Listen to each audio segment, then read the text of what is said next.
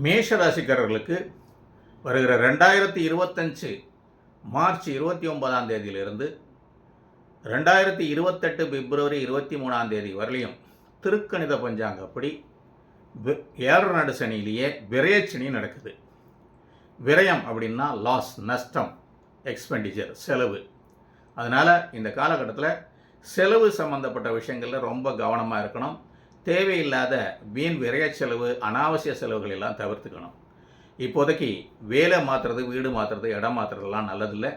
வேலை இடத்துல கூட வேலை செய்கிறவங்களெலாம் கொஞ்சம் ஸ்ட்ரெஸ்ஃபுல்லாக, தலைவலியாக தான் இருக்கும். அட்ஜஸ்ட் பண்ணிக்கிட்டு செய்யணும். புதிய முயற்சிகள் எதுவும் அவ்வளோ சிறப்பாக இருக்காது. வண்டி வாகனம் ஓட்டுறதெல்லாம் கவனமாக இருக்கணும். ஹெல்த்லேயும் கொஞ்சம் பிரச்சனைகள் வரலாம். வியாதிகளுக்கு வாய்ப்பு இருக்குது. ஆரம்பத்திலேயே பார்த்து சரி பண்ணிக்கணும். குடும்பத்திலையும் கொஞ்சம் குழப்பங்கள், சிரமங்கள் வரும்.